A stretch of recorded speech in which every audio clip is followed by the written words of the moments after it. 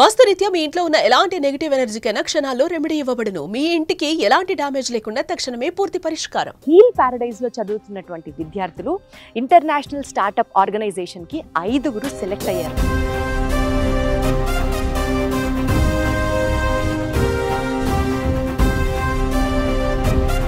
మా టార్గెట్ వచ్చేసి ఈసారి అట్లీస్ట్ ఒక 70 రూరల్ పీపుల్ని మన కాన్ఫరెన్స్కి తీసుకెళ్ళాలని చెప్పేసి that is target. First of all congratulations. Me idea అంత పెద్ద ప్లాట్ఫామ్ మీద క్లిక్ అవ్వడం. హీల్ ఫౌండేషన్ లో ఎలా ఉంటుంది? ఒక లైఫ్ ఇక్కడ నుంచి ఒక లైఫ్ స్టార్ట్ అయింది. ఏం ప్రాజెక్ట్ చేసావు అప్పుడు అక్కడ? ఎక్కువ బ్రిక్స్ అని వేస్ట్ నుంచి బ్రిక్స్ చేయడం. ఎలాంటి అవుట్పుట్స్ వచ్చాయి? Plastic waste, fly ash, brick waste, granite powder 45 times తర్వాత వచ్చింది అక్కడ. 8th క్లాస్లో ఒక స్టార్టప్ ఐడియా నువ్వు జనరేట్ చేయగలిగావు అని అంటే నీ విజన్ ఏంటి రషీద? Rain water harvesting. అంటే ఎక్కడన్నా నువ్వు వాటర్ ప్యూర్గా లేనిది తాగి పీపుల్ అందరికీ బోర్ వాటరే. ఆ వాటర్ని చూసినప్పుడు కూడా చిన్న చిన్న నలకలు, మట్టి, వీళ్ళు రోజు ఇలాంటి వాటర్ తాగి. నేను యుఎస్ వెళ్ళిన తర్వాత నీకు అంత కొత్త ప్లేస్, కొత్త మనుషులు. యుఎస్ వెళ్ళడానికి మాకు చాలా ప్రాబ్లమ్స్ అనేవి వచ్చేవి. అసలు ఏంటి ఐడియా చెప్పు ఫస్ట్. శానిటరీ నాప్కిన్స్ అనేవి ఉమెన్స్ కి చాలా ఇంపార్టెంట్, అవసరం.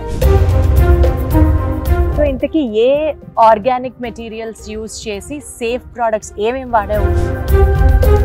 సో బేసికల్ గా బ్యాంబూ జూట్ యూజ్ చేస్తే ఇరిటెంట్ గా అనిపించదా?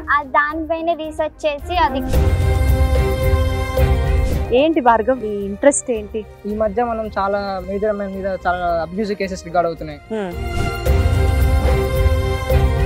Smart production ban ma'am. ఒక పానిక్ బటన్ ఉంటుంది మ్యామ్, దాన్ని క్లిక్ చేస్తే దగ్గరలో ఉన్న పోలీస్ స్టేషన్ కానీ, షీ టీమ్ కానివ్వండి. ఏ ఐడియా నిన్ను యుఎస్ సమ్మిట్ దాకా తీసుకెళ్ళిచ్చింది? నా ఐడియా పేరు grow at home ma'am. Mobile application. Night breathing problems ఉంటాయి మ్యామ్ కొంతమందికి. ఆక్సిజన్ నైట్ కూడా ఇచ్చే ఆక్సిజన్ ప్లాంట్స్ వాళ్ళ బెడ్రూమ్లో ప్లాన్ చేసేటట్టు. నాకు ఒక చిన్న కంపారిజన్ చెప్పాలనిపిస్తుంటుంది. ఇప్పుడు మన పిల్లల్ని మనం స్కూల్కి పంపిస్తున్నామంటే వాళ్ళ మీద ఉన్న ప్రేమే ఆబ్వియస్లీ, బట్ జనరల్గా చెప్తున్నాను మీకు అర్థం అవ్వడానికి ఆ కంపారిజన్.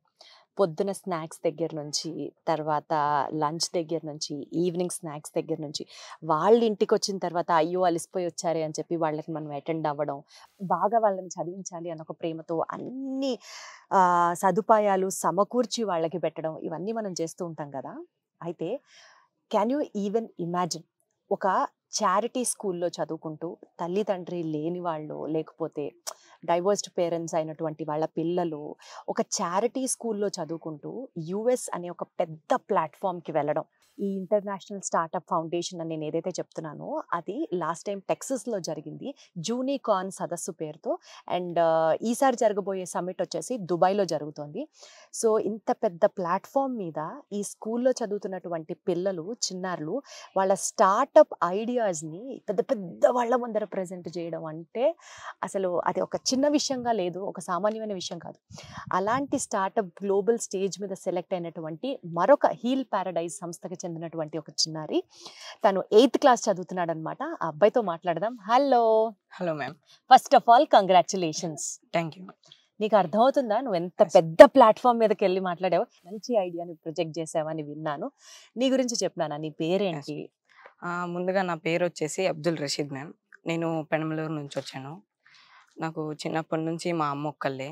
మా ఇంటికాడ చదువుకోవడానికి సరిగ్గా డబ్బులు లేక అలా ఉన్నప్పుడు ఏదో గవర్నమెంట్ స్కూల్లో చదువుకున్నాను. అలా గవర్నమెంట్ స్కూల్లో చదువుతూ ఉన్నప్పుడు ఒక టీచర్ మాకు ఇలా హీల్ స్కూల్ ఉంది, దాంట్లో ఫ్రీగా ఉంటుంది, అన్ని సౌకర్యాలు ఉంటాయి, చాలా మంచిగా ఉంటుంది అని చెప్పారు. ఇలా చెప్పడం ద్వారా దాని తర్వాత ఇక్కడ అప్లై చేసుకున్నాం. ఇలా చేసినప్పుడు నేను 5th ఇక్కడ జాయిన్ అయ్యాను. హీలే నాకు మంచిగా ఫెసిలిటీస్ని ఇచ్చి, సౌకర్యాలను ఇచ్చి, లంచ్ 3 పూట్ల అన్నం అంతా మంచిగా పెడతారు. అయితే ఇలా జరుగుతున్నప్పుడు ఇయర్కి ఇక్కడ ప్రాజెక్ట్స్, ఈవెంట్స్ అవన్నీ జరుగుతాయి. ఇలా ప్రాజెక్ట్స్ జరిగినప్పుడు నేను కూడా దాంట్లో పార్టిసిపేట్ చేశాను. ఏం ప్రాజెక్ట్స్ ఎలాంటివి జరిగేవి? నార్మల్గా సైన్స్ ఎగ్జిబిషన్ ప్రాజెక్ట్స్ అని, ఓకే, లేదా రియాలిటీలో ప్రాబ్లమ్స్ని సొల్యూషన్స్ ఇవ్వడానికి ఓకే. ఆ ప్రాజెక్ట్స్ అని అలాంటివి ఉండే. వాటిల్లో కూడా నాకు కూడా ఇంట్రెస్ట్ ఉండి నేను కూడా పాల్గొన్నాను. అలా పాల్గొన్నప్పుడు నేను నార్మల్గా వాటర్ ప్యూరిఫికేషన్ అని చెప్పి వచ్చాను మ్యామ్, రెయిన్ వాటర్ హార్వెస్టింగ్ అని. అలా వచ్చినప్పుడు మాకప్పుడు మా స్కూల్లో రమా మ్యామ్ అని చెప్పి ఒక మెంటర్ మాకు అలా హెల్ప్ చేసేవాళ్ళు ఈ స్కూల్లో ప్రాజెక్ట్స్కి. దాని తర్వాత ఇలా చాలామంది వరకు వచ్చారు. వాళ్ళందరూ కొంచెం కొంచెంగా చెప్పకుండా లేదా వాళ్ళ ప్రాజెక్ట్స్ అనేవి వాళ్ళకి సరిగ్గా తెలియక ఎలిమినేట్ అయిపోయారు. అలా చివరికి 5గురం మిగిలాము. అలా మిగిలినప్పుడు దాని తర్వాత ఇంకా నెక్స్ట్ స్టెప్కి హెల్ప్ చేయడానికి అని చెప్పి సుభాష్ సార్ అని మా హీల్ స్కూల్ నుంచే సపోర్ట్ చేశారు మ్యామ్. ఇలా ఈ ప్రాజెక్ట్స్ని ఒక సైంటిఫిక్ ప్రాజెక్ట్ లాగా రీసెర్చ్ చేసి ఎలా వాటర్ని ప్యూరిఫై చేయాలి, ఎంత చేస్తే వాటర్ ఇంకెంత మంచిగా వచ్చింది అని మాకు చాలా హెల్ప్ చేశారు మ్యామ్. ఓకే. సో నీ బేసిక్ ఐడియా వచ్చేసి వాటర్ ప్యూరిఫికేషన్ మీద organic material with organic material, water purification with organic material, అది నీ core no idea. Cost. First of all అసలు ఈ థాట్ మీద నువ్వు ఎలా ఫిక్స్ అయ్యావు?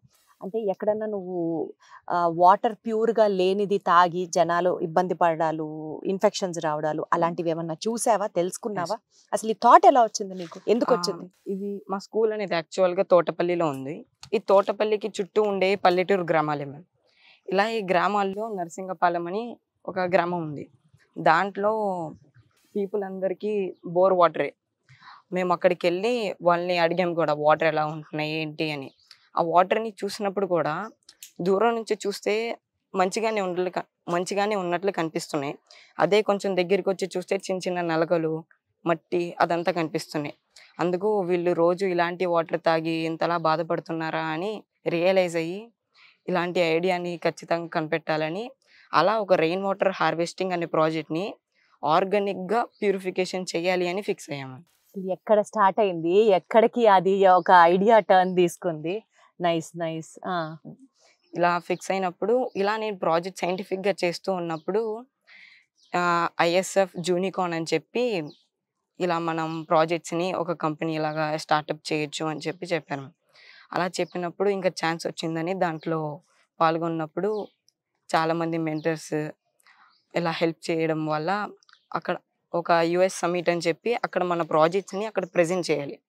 అలా ప్రజెంట్ చేయడం వల్ల అక్కడ మెంటర్స్ అనేవి మనకి దొరుకుతారు మ్యామ్. అలా మెంటర్స్ దొరకడం వల్ల మన ప్రాజెక్ట్ని ఒక స్టార్టప్ లాగా, ఒక కంపెనీ లాగా ఐడెంటిఫై చేయడం జరిగింది. ఫస్ట్ రషీద్, నాకు ఒకటి చెప్పు. యూజువల్గా చాలా మంది 10th క్లాస్ అయిపోయిన తర్వాత నువ్వు ఏమవ్వాలనుకుంటున్నావు, MPC తీసుకుంటావా, BPC తీసుకుంటావా అని అడిగితేనే ఏమో ఇంకా నాకేం క్లారిటీ లేదు అని చాలా మంది చెప్పడం నేను విన్నా. 8th క్లాస్లో ఒక స్టార్టప్ ఐడియా నువ్వు జనరేట్ చేయగలిగావు అని అంటే అది కూడా అందరికీ ఉపయోగపడే ఒక ఐడియా జనరేట్ చేయగలిగావు, తాగునీరుకి సంబంధించింది అంటే. నీ విజన్ ఏంటి రషీద్? అసలు నువ్వు ఏమవుదాం అనుకుంటున్నావు నాన్న పెద్దయ్యాక? నేను చిన్నప్పటి నుంచి ఇలా ప్రాజెక్ట్ చేయడం కానీ ఒక సైంటిస్ట్ అవుదాం అనుకున్నాను మ్యామ్ న్యాచురల్గా. కాకపోతే మళ్ళీ మార్చొచ్చు తెలియదు.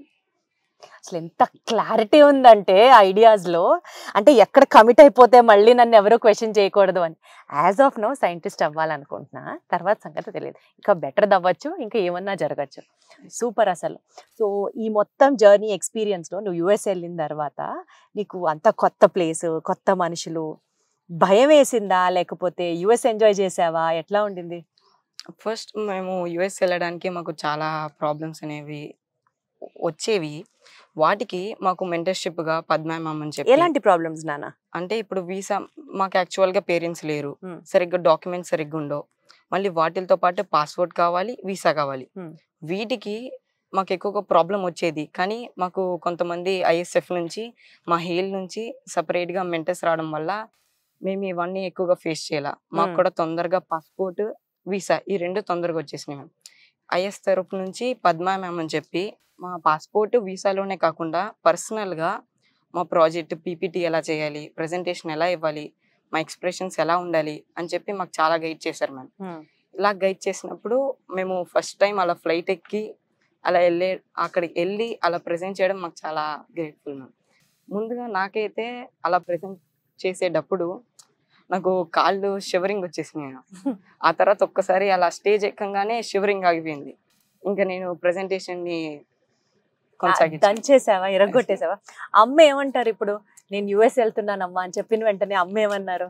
షాక్ అయిపోయి అసలు చాలా ఆనందపడ్డారు. ఇలా అసలు మాకు ఎటువంటి సౌకర్యాలు లేనిది ఒక హీల్ స్కూల్ దొరకడం వల్ల ఒక ప్రాజెక్ట్ ఇలా యుఎస్ వెళ్ళడం అనేది చాలా గొప్పదని చాలా ఆనందపడ్డారు. సో నువ్వు పెద్దయ్యాక అమ్మని బాగా చూసుకుంటావా మరి?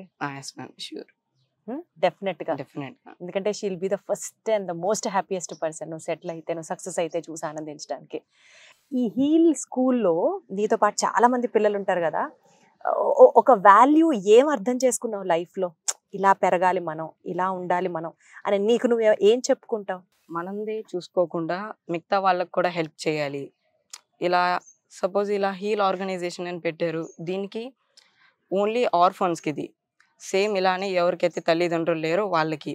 అలానే మేము కూడా పెద్దయినాక ఈ ప్రాజెక్ట్ రావడం వల్ల మేము కూడా ఇంకొకరికి ఇలాంటి వాళ్ళకి హెల్ప్ చేయాలని ఒక విజువలైజేషన్. సూపర్. మరి నువ్వు నీ స్థాయిలో తగ్గ చిన్న చిన్న హెల్ప్లు అవి చేస్తూ ఉంటావా ఎప్పుడైనా పిల్లలకి? అంటే ఎడ్యుకేషన్ పరంగా కానీ లేదా వస్తువులు ఇవ్వడం కానీ. ఏం చేస్తావురా చెప్పు? ఎడ్యుకేషన్ అంటే వస్తువులు ఇవ్వడం అంటే ఏం చేస్తావు చెప్పు? యాక్చువల్గా మా క్లాస్లో అంతగా మ్యాథ్స్ రాని వాళ్ళకి మ్యాథ్స్ చెప్పడం, లేదా వాళ్ళకి నోట్స్ బుక్ ఎలా ప్రిపేర్ చేయాలో చెప్పడం. ఒకవేళ వస్తువులు అంటే సపోజ్ వాళ్ళ దగ్గర బాటిల్స్ కానీ లేదా సోప్స్ కానీ అలా ఇవ్వడం, అవన్నీ హెల్ప్ చేస్తాం. సో కేరింగ్ అండ్ షేరింగ్ అన్నమాట.